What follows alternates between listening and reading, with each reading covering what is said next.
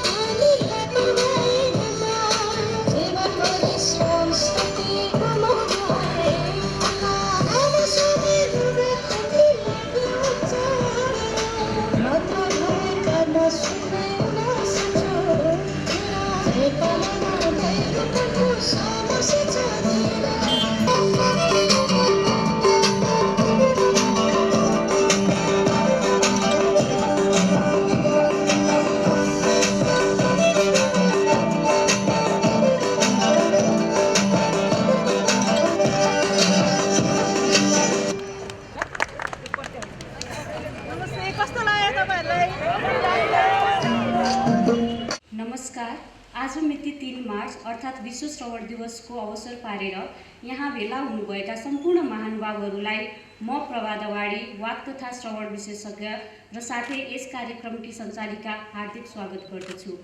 यस कार्यक्रमको सभापतिको आसन गरिदिनु हुन म सोल नेपालकी अध्यक्ष प्रोफेसर डाक्टर नरमाया थापाज्यूलाई हार्दिक अनुरोध गर्दछु। यसरी नै मुख्य अतिथिको आसन ग्रहण गरिदिनु हुन chief consultant ministry of health doctor Roshan पोखरेलज्यूलाई हार्दिक अनुरोध गर्दछु।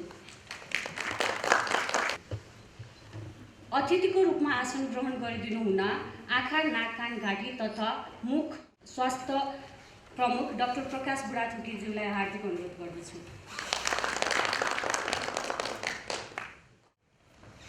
आसन ग्रहणको क्रमलाई थप अगाडि बढाउँदै senior consultant professor doctor Bimal Kumar सिन्हाज्यूलाई आसन ग्रहण गरिदिनु हुन हार्दिक अनुरोध गर्दछु।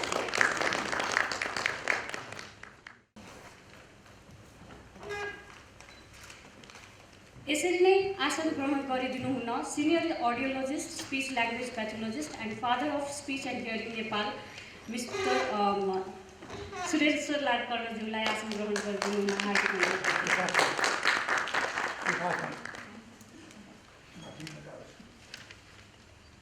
यसरी नै आसन ग्रहण गरिदिनु हुन hearing health advocate in Nepal for coalition for global health hearing doctor Yogesh नेपालीज्यूलाई हार्दिक अनुरोध गर्दछु।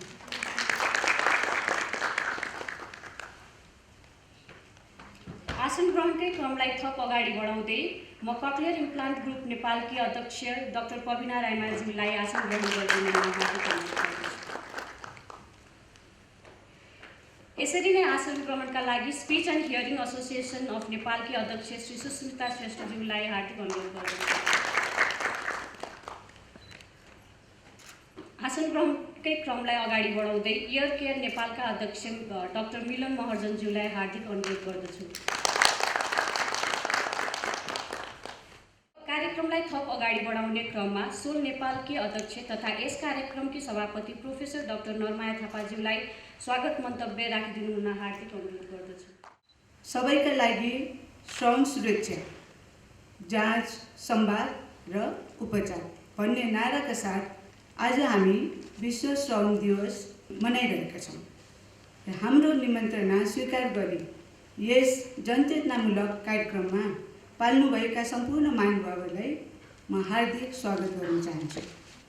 विश्व स्वास्थ्य सङ्गठनको रिपोर्ट अनुसार विश्वमा लगभग 46 करोड मानिसहरू बहिरोपनले ग्रसित छन् र यसमध्ये धेरैजसो दक्षिण एसिया, एसिया पेसिफिक र अफ्रिकाका निम्न आय भएका मुलुकहरूका बासिन्दाहरू छन् र विश्व स्वास्थ्य सङ्गठनले चेतावनी दिँदै आएको छ यो प्रतिशत चाहिँ वर्षैपछि यो बढ्दैछ।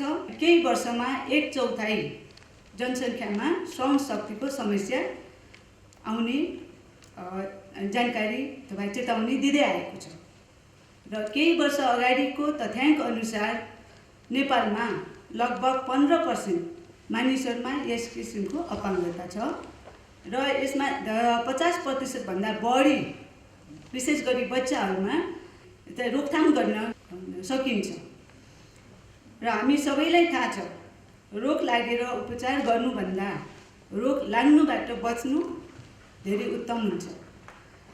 Prevention is better than cure. त्यसैले हामी सबै समयमै सचेत हौँ, समय समयमा आफ्नो श्रवण परीक्षण गराउँ। श्रवण शक्ति कम भइसकेको रहेछ भने त्यसलाई अझ कम हुनुबाट बचाउँ, उपाय अपनाऊ र उपचार पनि गरौँ। र श्रवण शक्ति कम हुने धेरै कारणहरूमध्ये आज म 3टा कारणमा जोड दिन चाहन्छु। पहिलो हो ध्वनि प्रदूषण। अब हामीले देखिरहेका छौँ हाम्रो ट्राफिक उसमा चाहिँ यो गाडीहरूको भेहिकलहरूको हर्न एकदम चक्कोले बजाउने, बिचमा चाहिँ यो कन्ट्रोल भएको थियो, अहिले फेरि त्यो सुरु भइसकेको छ, कन्ट्रोल छैन। त्यस्तै गाजा बजा पनि एकदम जोडले बजाउने, यस्तोमा धेरै बेर चाहिँ हामी एक्सपोज भयौँ भने यसले हाम्रो श्रवण शक्तिमा नकारात्मक असर पार्छ। त्यस्तै अर्को हो अत्यधिक मोबाइल फोनको इयरफोन प्रयोग गर्ने। हाम्रा युवा भाइ बहिनीहरू धेरै जसोको कानमा चाहिँ त्यो झुन्डेको देख्छौँ हामी होइन। यो लामो समय यसको प्रयोगले पनि त्यसबाट निक्लिने तरङ्गले यसलाई नकारात्मक असर पार्छ हाम्रो श्रवण शक्ति। र अर्को मैले जोड दिन चाहेको पोइन्ट हो वायु प्रदूषण। यसले चाहिँ सिधै कानको श्रवण शक्तिमा असर नपारे पनि हाम्रो नाकमा घाँटीमा असर पार्छ र नाकमा असर लामो समयसम्म यसले असर पारेपछि र कानमा पनि असर पार्दैन। जबसम्म हाम्रो नाक स्वस्थ रहँदैन तबसम्म हाम्रो कान स्वस्थ हुन सक्दैन। त्यसैले यो वायु प्रदूषण कसरी घटाउने भन्ने कुरामा पनि हामीले धेरै ध्यान दिनुपर्ने हुन्छ। पत्रकारितालाई हाम्रो राज्यको चौथो अङ्गको रूपमा मानिन्छ। सर्वसाधारणमा जनचेतना जगाउन सरकारलाई यो सम्बन्धी नियम कानुन बनाउन र कडाइका साथ पालन गराउनमा यहाँहरूको महत्त्वपूर्ण भूमिका हुन्छ। त्यसैले श्रवण शक्ति कम हुनबाट बच्न र बचाउनको लागि आजदेखि हामी सबैले आफ्नो ठाउँबाट स्तरबाट चाहिँ प्रयास गरौँ र आफ्नो भूमिका निभाउँ। यति भन्दै अन्तमा यहाँहरू सबैलाई फेरि पनि हार्दिक स्वागत तथा आफ्नो कामको व्यस्तताका बावजुद हाम्रो कार्यक्रमको शोभा बढाउन तथा सफल पार्नका लागि यहाँ पालिदिनु भएकोमा धन्यवाद तथा आभार व्यक्त गर्न चाहन्छु। धन्यवाद। अब कार्यक्रममा छोटो प्रस्तुति रहेको छ जसमा नेपालमा हालको नाक कान घाँटीको सेवा सम्बन्धी जानकारी समेटिनेछ र यसका लागि म सोल नेपालका महासचिव डाक्टर योगेश नेपालज्यूलाई हार्दिक अनुरोध गरेको छु। भनिन्छ अन्धोपनले मान्छेलाई संसारबाट छुट्याउँछ तर बहिरोपनले मान्छेलाई मान्छेबाट छुट्याउँछ। This is a very very important saying.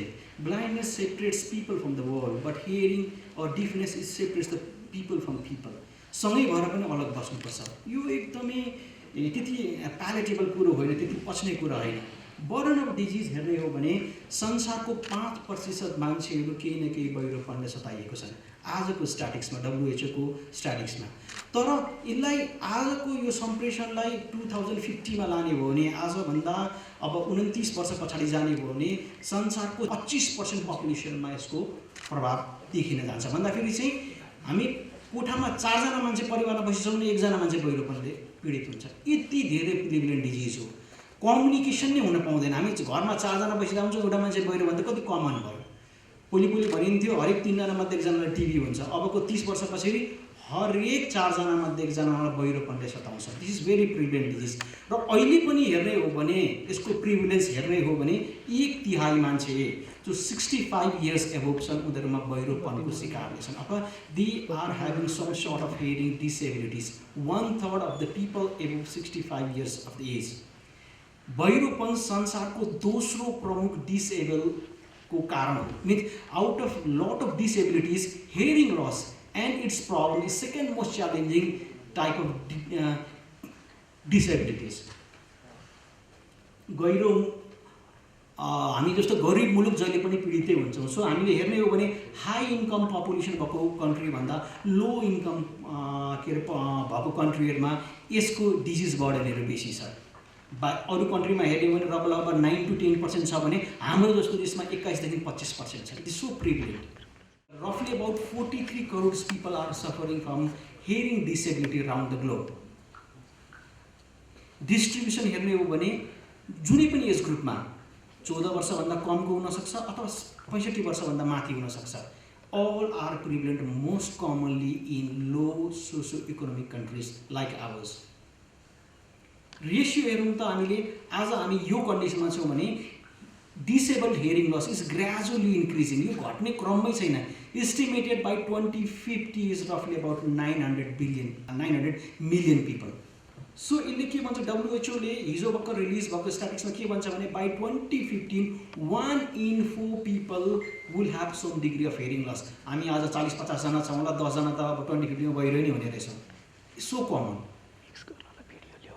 ये स्ट्याटिक्स हो।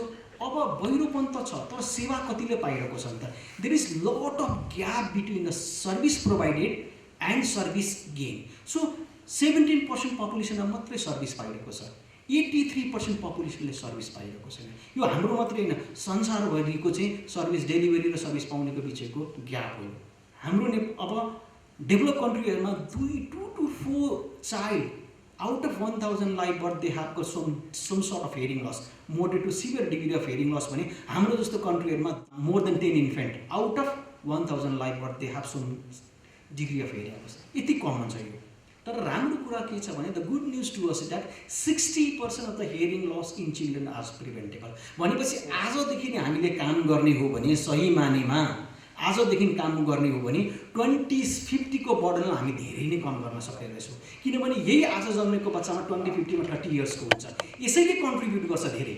र आजदेखि नै हामी सबै मिलेर यसमा काम गऱ्यौँ भने 2050 मा जुन WHO ले टार्गेट गर्यो अथवा इस्टिमेट गरेको डिजिज बर्डन छ त्यो त्यति नहोला। सो आजैदेखि हामीले 60% जुन पपुलेसनलाई हामीले चाहिँ प्रिभेन्ट गर्न सक्छौँ हेरिङ लसबाट, सबै मिलेर काम गर्नुपर्छ।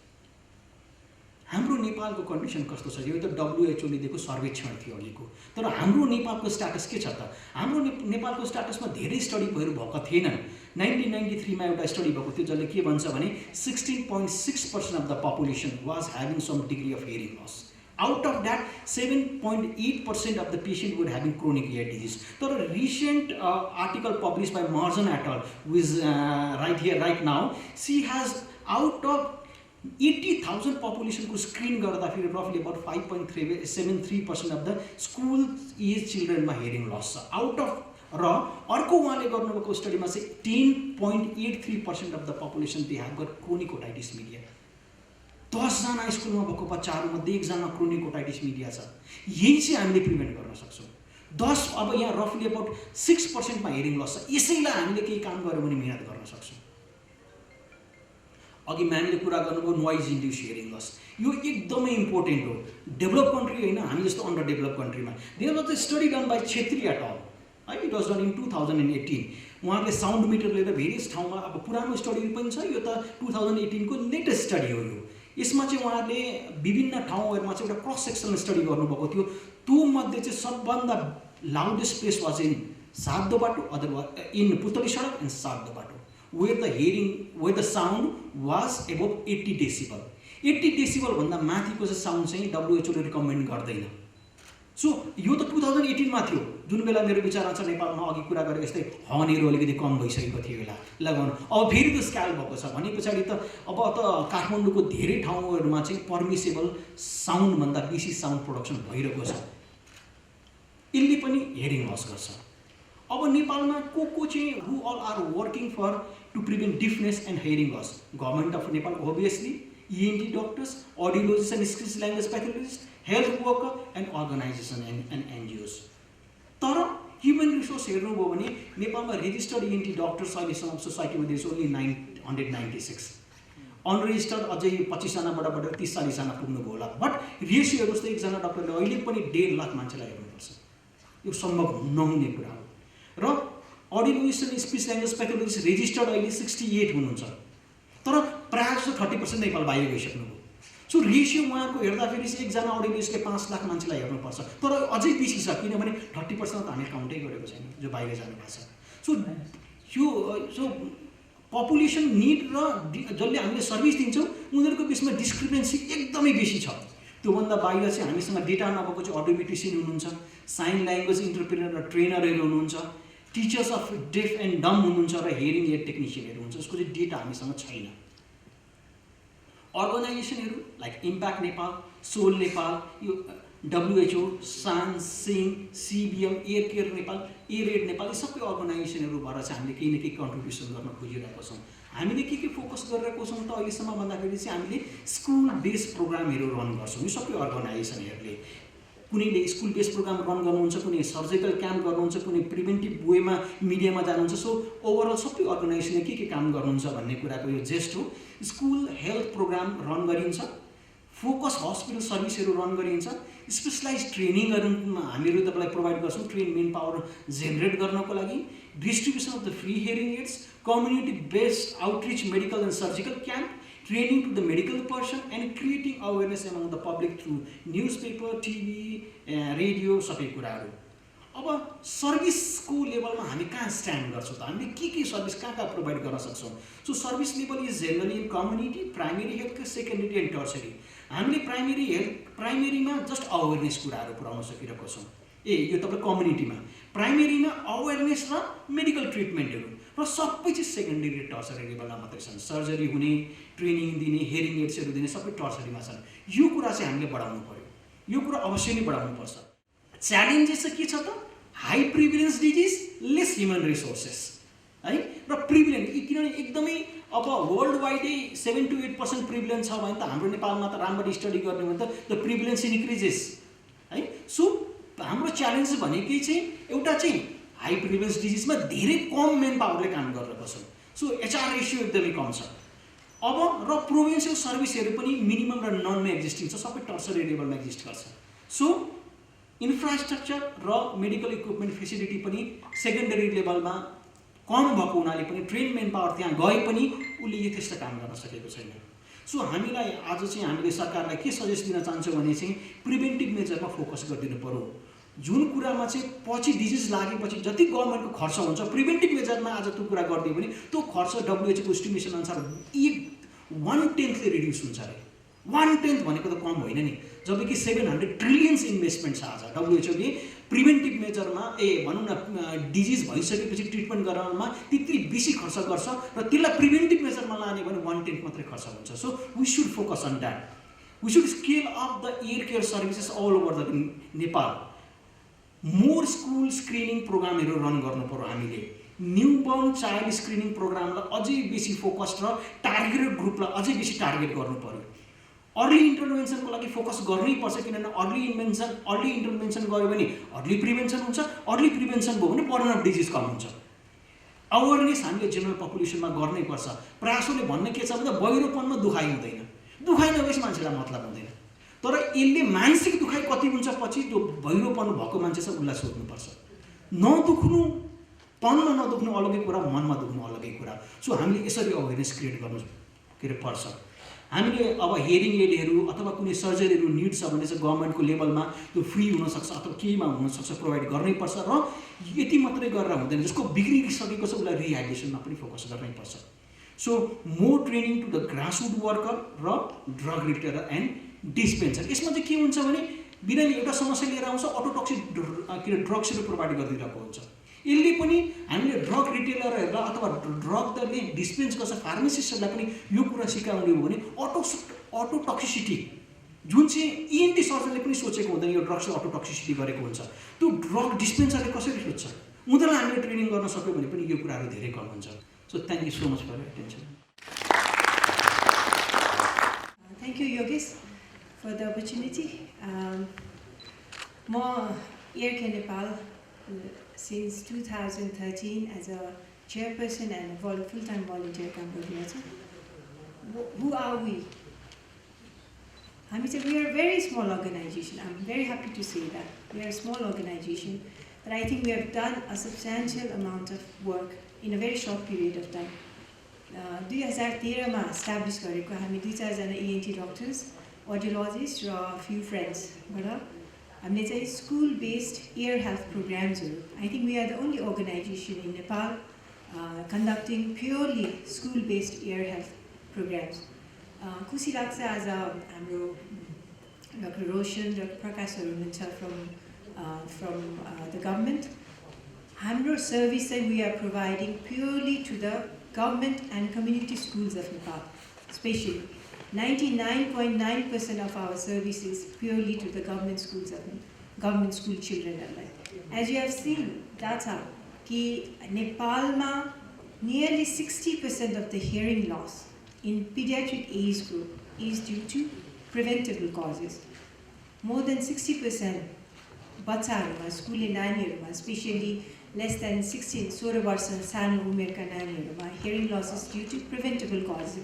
त्यो पनि मुख्य कारण के भन्दा कान पाक्ने रोगै हो, ear infection मेन। सो हामीले मेन फोकस यो एज ग्रुपलाई केटर गर्नलाई प्रिभेन्सन भनेपछि we have to prevent this age group specially भनेर school based ear health program. हाम्रो school ear health program we have 3 major parts. Number 1, we screen and treat. Screening गर्छौँ हरेक स्कुलमा हामी जान्छौँ. स्कुलमा गएर बच्चाहरूलाई each and every child we do an audiogram, we do screening. अनि minor treatmentsहरू गर्न सकिन्छ भने we do them. Otherwise उनीहरूलाई ट्रिट गर्नु पर्यो भने अपरेट गर्नुपर्ने, hearing aid fitting गर्नुपर्ने सबै we do it.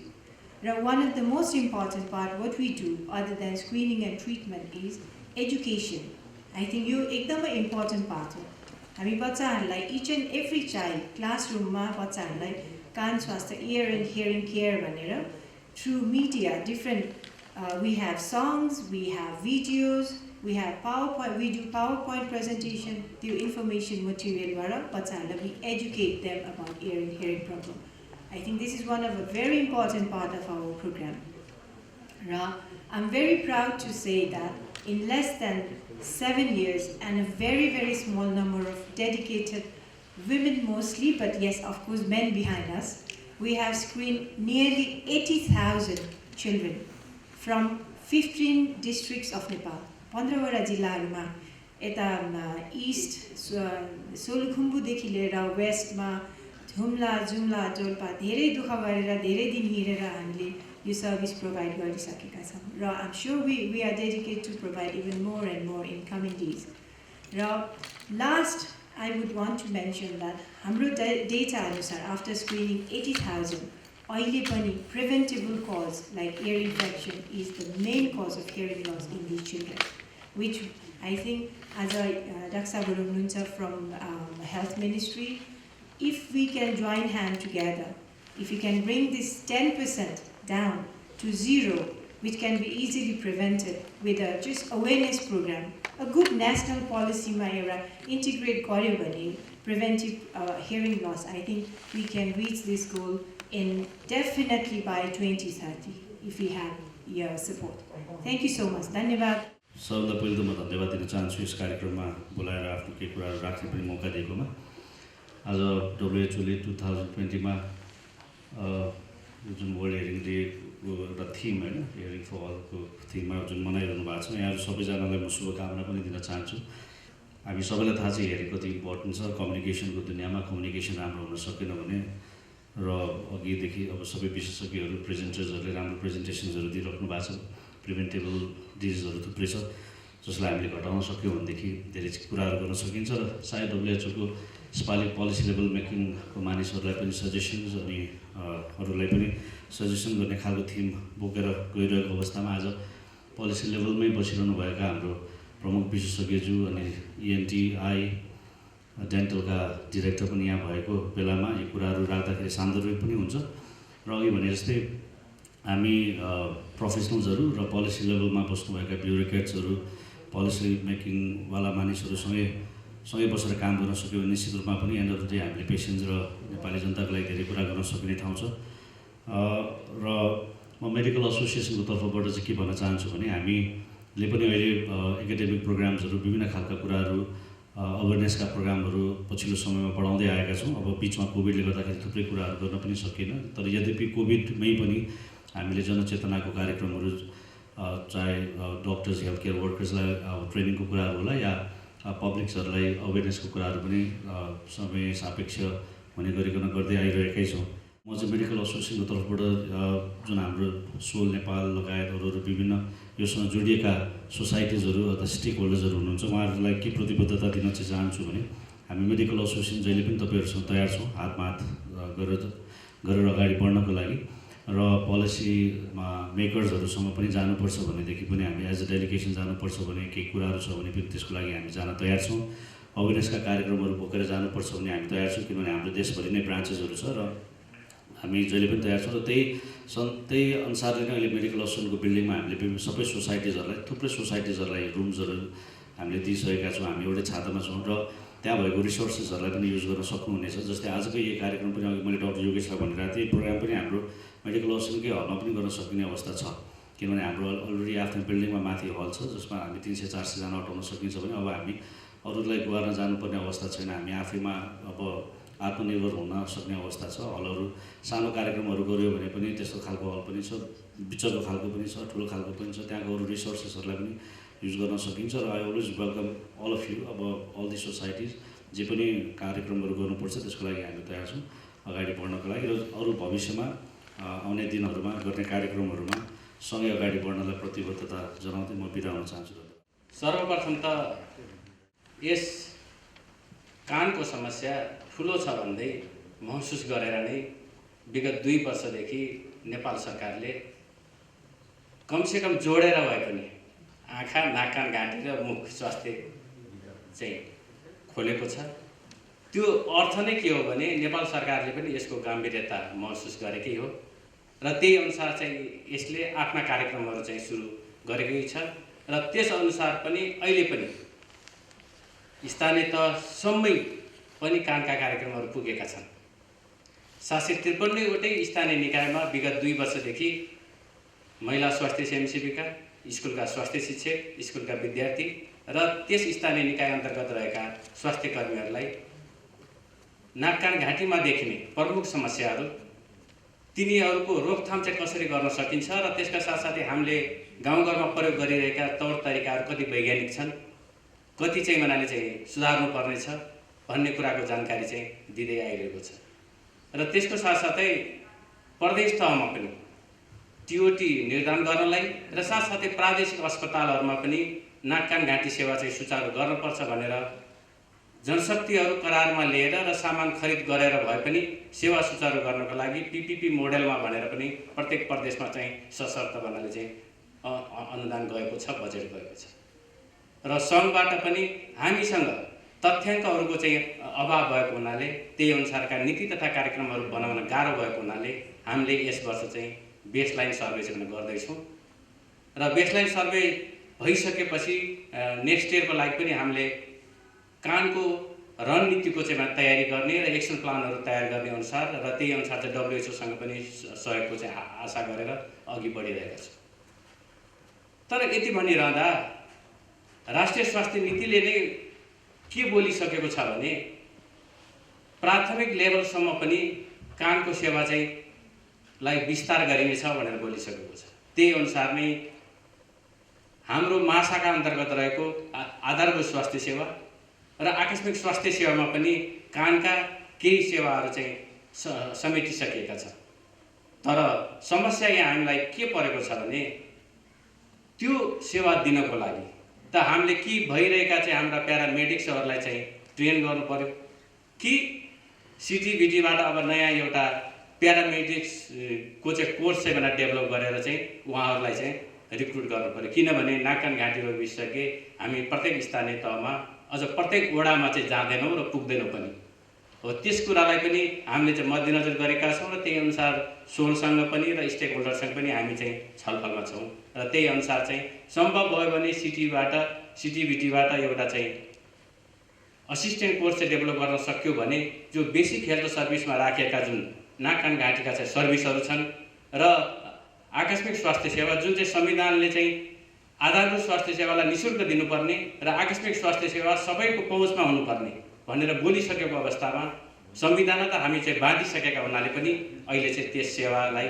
विस्तार गर्न हामी लागेका छौँ र त्यसमा चाहिँ यहाँहरूको चाहिँ सहयोग हुने नै छ। र गत वर्ष 2020मा ओल्ड हेयरिङ रिपोर्ट चाहिँ विश्व स्वास्थ्य सङ्गठनले चाहिँ डिसिमिनेसन गर्ने कुरा थियो, तर कोभिडको महामारीले गर्दा यो वर्ष गर्दैछ। त्यसको फर्मल पनि बनाले भोलि हुँदैछ। त्यसबाट पनि तथ्याङ्कहरू र सजेसनहरू चाहिँ थुप्रै आउनेछन् जसले चाहिँ हामीलाई चाहिँ थप कार्यक्रमहरू गर्न र थप चाहिँ बनाले हौसला दिनेछ भन्ने चाहिँ मलाई लागेको छ। तर हामीले देखेको ट्राफिक प्रहरीसँग सहकार्य गर्दै हामीले चाहिँ उपत्यकामा चाहिँ ध्वनि चाहिँ भनेर प्रदूषणलाई कम गर्न चाहिँ कोसिस गरेका थियौँ। तर कोरोना महामारीले लकडाउन बनायो। लकडाउन खुलिसकेपछि ध्वनि प्रदूषणको त्यो नियम पनि खुलेको जसरी हर्न बजिरहेको छ। त्यसको लागि चाहिँ अब तपाईँ हामी सबै सहकार्य गरेर फेरि एकचोटि ट्राफिक प्रहरीलाई चाहिँ पत्राचार गर्नुपर्नेछ र झकझक गर्नुपर्नेछ। र प्रायःजसो हेयरिङ लस हुने कारणहरू 60% भन्दा बढी चाहिँ रोक्न सकिने नै छ। किनभने एउटा कानको सङ्क्रमण हो, त्यो हामीले चाहिँ यदि समयमै पहिचान गर्न सक्यौँ भने त्यसबाट हुने बहिरोपना रोक्न सक्छौँ। अर्को ध्वनि प्रदूषण, वायु प्रदूषण चिजहरू पनि रोक्न सकिने भएको हुनाले यो रोक्न सकिने चाहिँ भयानकतालाई हामीले प्रिभेन्सनको रूपमा प्रत्येक स्थानीय तहमा, प्रत्येक गाउँमा, प्रत्येक वडामा र प्रत्येक स्कुलमा चाहिँ लग्ने सोच सरकारको पनि छ। त्यसमा चाहिँ यहाँ विज्ञहरूको र सोसाइटीहरूको सहयोग हुनेछ भन्ने पनि मैले आशा लिएको छु। र विश्व स्वास्थ्य सङ्गठनले 2030 मा 20-20-20 भनेर चाहिँ नारा ल्याएको छ। 20 भनेको जुन न्युबर्न चाहिँ स्क्रिनिङ छ त्यसको चाहिँ भन्नाले चाहिँ 20% चाहिँ गियर अप गर्ने, स्केल अप गर्ने, र अर्को चाहिँ एडल्टको कभरेज पनि त्यही अनुसार 20% चाहिँ बढाउने, र चाहिँ अर्को चाहिँ भने 20% भनेको जुन चाहिँ भन्नाले क्रोनिक इयर इन्फेक्सन र 5 to 6 इयरका चाहिँ विद्यार्थीहरू चाहिँ छुट्या छन् तिनीहरूलाई पनि कभरेजमा ल्याउने र इन्फेक्सन चाहिँ भन्नाले 20% चाहिँ रिडक्सन गर्ने भन्ने चाहिँ मूल्यका साथ चाहिँ अगाडि बढेको छ। र अझ क्लियर कट के भनेको छ भने यदि तपाईँले आज $1 कानको सेवामा लगाउनुहुन्छ भने त्यसले रिटर्न चाहिँ $16 दिन्छ है भनेर पनि उसले चाहिँ भनेर सचेत बनाइसकेको छ। त्यो कुरालाई हामी नीति निर्मातामा बस्ने मानिसहरू र साथसाथै नेपाल सरकारको चाहिँ सम्पूर्ण तलभन्दा वडामा रहेको चाहिँ आधारभूत स्वास्थ्य सेवा केन्द्रदेखि सङ्घीय अस्पताल केन्द्रसम्ममा चाहिँ हेर्नुपर्ने भएको हुनाले हाम्रो 50 बेडदेखि बढी नाक कान घाँटी रोग विशेषज्ञको दरबन्दीको चाहिँ भने योजना छ।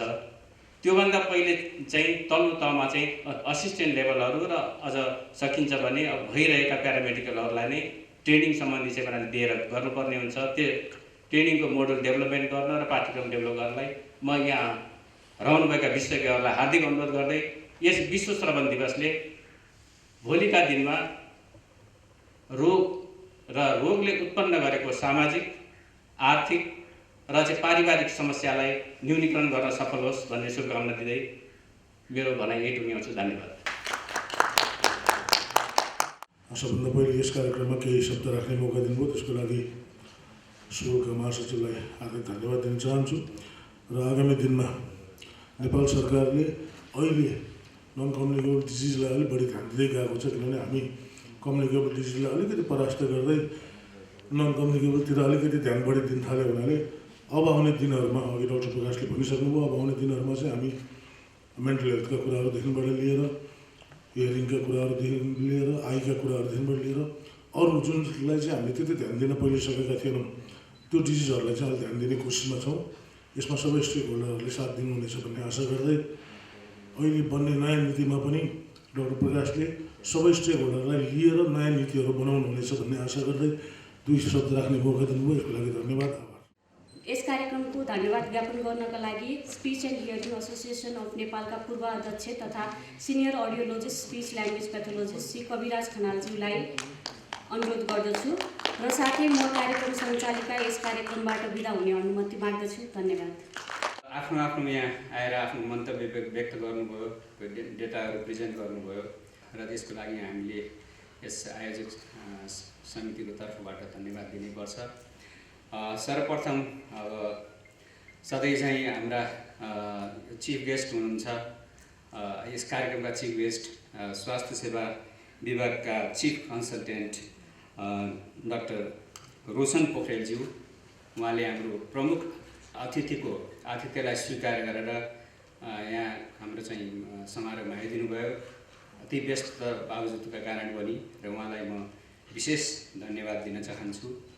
त्यस्तै हाम्रो सोल नेपालकी अध्यक्ष तथा त्रिवी शिक्षण अस्पताल नाक कान घाँटी विभागकी विभागीय प्रमुख प्राध्यापक नरमाया थापाज्यूलाई सभापतिको आसन ग्रहण गरिदिनु भएकोमा पनि म धन्यवाद दिन चाहन्छु।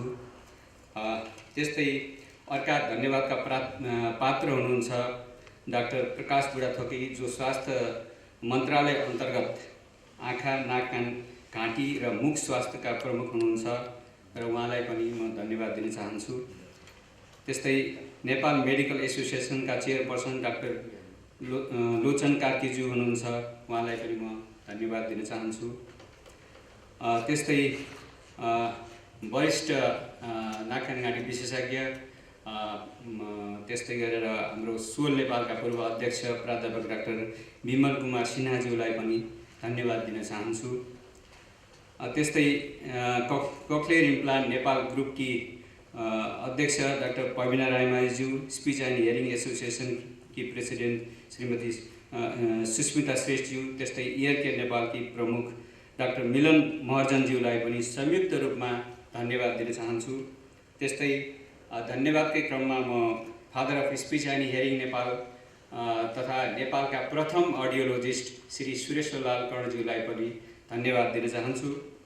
त्यस्तै हाम्रा पत्रकार बन्धुहरू सबैलाई एक पुष्पमा म विशेष धन्यवाद दिन चाहन्छु, जसले हाम्रो सोचलाई जनमानसमा लैजान धेरै नै मद्दत गर्नुहुन्छ। हामीलाई र्यालीको कार्यक्रममा सहभागिता जनाई कार्यक्रमलाई सफल पार्न सहयोग गर्नुहुने सम्पूर्ण सङ्घ संस्थाहरूलाई विशेष धन्यवाद दिन चाहन्छु। त्यस्तै हाम्रा भाइ बहिनीहरूलाई पनि म धन्यवाद दिन चाहन्छु।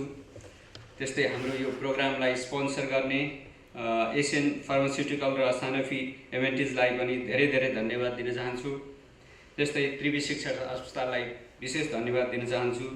यहाँ स्थान उपलब्ध गराई समारोह गर्न स्वीकृति दिनुभएकोमा यस रसियन कल्चर सेन्टरलाई पनि धन्यवाद दिन चाहन्छु। त्यस्तै यस समारोहकी सञ्चालिका श्री प्रभात दवाडीज्यूलाई पनि धन्यवाद दिन चाहन्छु। अन्त्यमा यस समारोहमा उपस्थित भई समारोहलाई सफल बनाइदिनुभएका उपस्थित सबैलाई विशेष धन्यवाद दिन चाहन्छु। सोल नेपालका महासचिव डाक्टर योगेश नेपालीज्यूलाई पनि धन्यवाद दिन चाहन्छु।